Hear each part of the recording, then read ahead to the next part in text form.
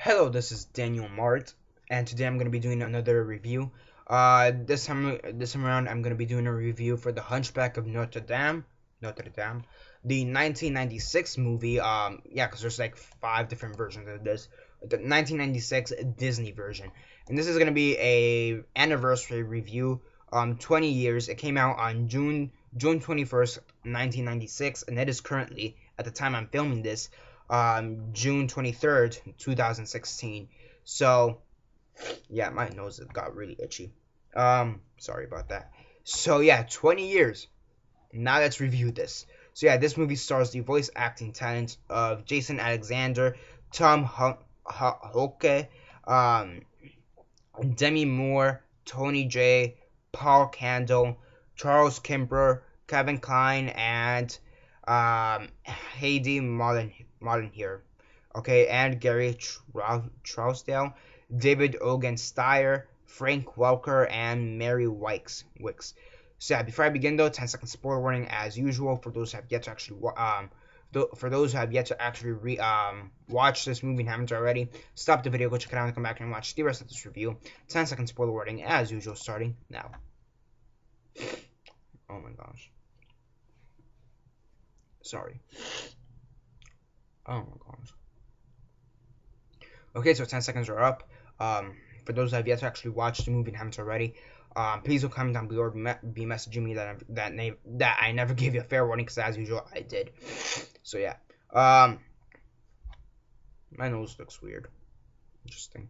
So yeah, as usual, quick synopsis, likes and dislikes, and then the rate.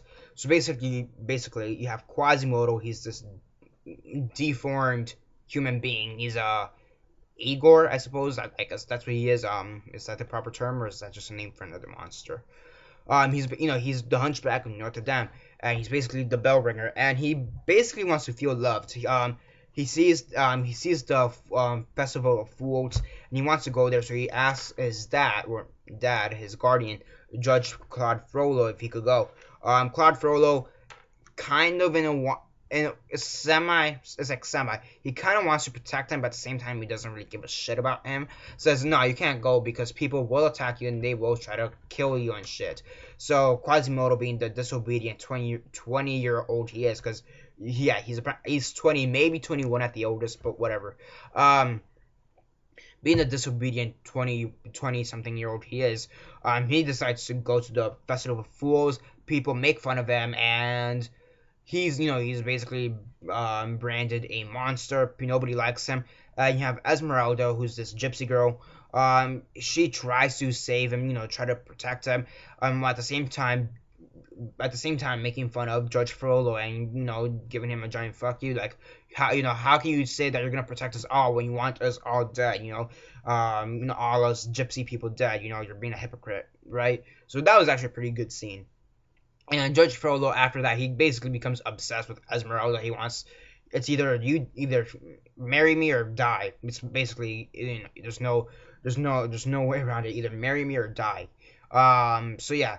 So now basically you have Quasimodo, Esmeralda, as well as Phoebus, which is one of the guards that used to work for Frollo. And those three are now trying to get Judge Frollo out of there and possibly kill him at the same time. They basically want him out of Paris, Notre Dame, because they realize what he's doing is basically the biggest form of discrimination possible, basically genocide. He wants to kill every single gypsy. And yeah, and in the course of the movie, we find out that Frollo killed Quasimodo's mother. We find out that Quasimodo is part gypsy and all that. And Quasimodo comes to accept his deformities, and people end up liking him. And Phoebus and Esmeralda become a couple at the end. So yeah, I'm gonna start off with this. Fucking Judge Frollo's song "Hellfire," one of the darkest fucking songs they've done. Okay, like, if you want to, like, this movie is dark as shit.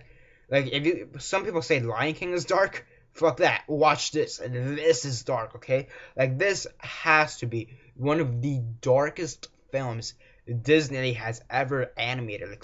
Like this, it has to be. Like, if it's, it ha- it has to be one of the darkest films they've ever animated.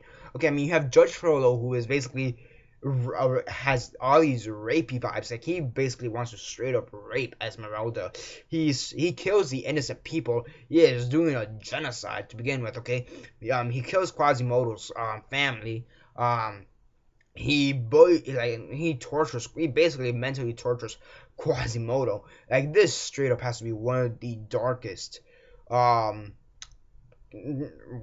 okay, Judge Frollo, one of the darkest, if not the darkest, Disney characters they've ever done. Hellfire, one of the darkest, if not one of the darkest Disney songs they've ever done. And The Hunchback of Notre Dame, one of the darkest, if not the darkest movie that Disney has ever produced. Yeah, I haven't seen a movie this dark since fucking, I don't know, The Lion King, I suppose. And even after that, Lion King only had its parts, and that was with Scar. Like, I don't want to say this movie's a downer. Like, this movie's not a downer. It's actually really high spirited, in my opinion, like most Disney films. But like, I feel like the joyous moments are immediately eclipsed by some really dark and brooding moments by Judge Frollo, and it's not a bad thing. It's just like you can. It's one of those things. Like, it's like really happy. Like, you have Quasimodo singing, and then like 5 minutes later, they'll you have Quasimodo who's singing about his differences, like how it's great to be different, and like 5 minutes later, everybody wants to kill him just because he has a hunchback. Okay, and then the only person there who wants to save him is Esmeralda. Then Esmeralda is almost killed, and within like the next 5 minutes. So yeah, Quasimodo is probably one of the most tragic characters Disney has ever created. Like, again, Simba, like Lion King, great movie. Hunchback of Notre Dame, in my opinion, better movie. So like, Simba has no shot on this. Like, the only other character I could think of that's as tragic as Quasimodo is Wreck-It Ralph. Okay, that's straight up the most. That's probably the second most tragic character they've ever done. So I mean, like, yeah, like, they went full and like they went with dark. Okay, with this movie. I'm surprised it's still PG given the fact that Frollo was like a rapey bastard. And Judge Frollo's death was fuck. Like, people say Gaston's death was dark. I mean, sure, yeah, okay. Gaston's death was pretty dark. Like, he fell off a cliff, and you saw the skull pupils. You saw the skulls in his pupils as he's falling down. Okay, that was pretty dark. And yeah, sure, Clayton's death in Tarzan was pretty dark. Like, he's fucking hanging. But this one, again, this one probably is also maybe one of the most violent and darkest deaths as well. Because you have George Frollo. He has a sword up. He's coming down. He's like, I'm gonna kill the gypsy girl right now. Yeah. And basically the scene right before that, he's white. He has, he's normal. And just in the scene where he's about to die, he becomes a fucking fiend. Like, he looks like a fiend.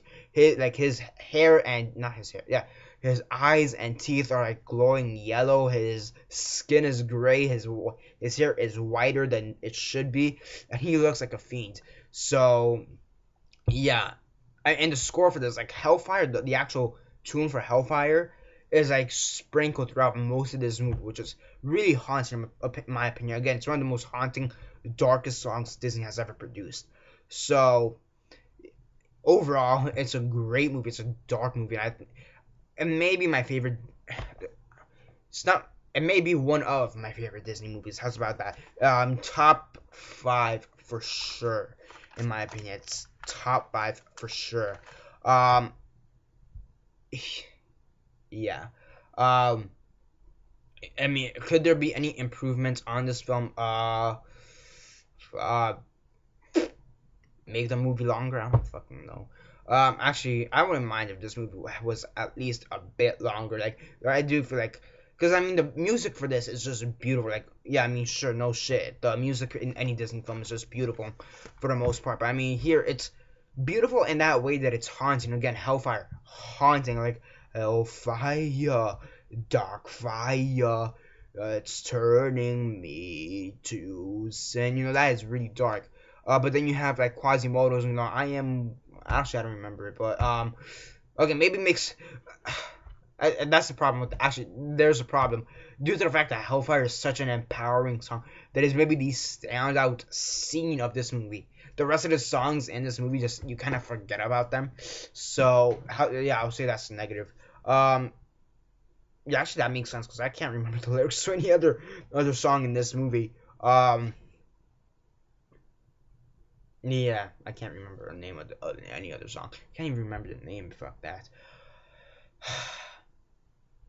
So yeah, um, definitely one of the best movies Disney has ever created, and definitely one of the best animated movies. Period. Um, on a scale of 1 to 10, 1 being the worst, 10 being the best, and 6 being decent, I'll give it a 10 out of 10. Okay, I'll just give it a 10 out of 10. Okay, I don't give a shit if I can't remember the name of any other song in this movie. Okay, Hellfire fucking did it. Like that is one of my favorite, if not my favorite Disney song. Okay, so I mean, and the fact that that's basically one of the base score, that's one of the major scores in this movie is just great in my opinion. So yeah, 10 out of 10. And yeah, that's basically it for now. Subscribe, comment down below, like the video, share on Facebook, Twitter, MySpace, or whatever you guys prefer. And that's basically it for now. This is Daniel Mart signing off.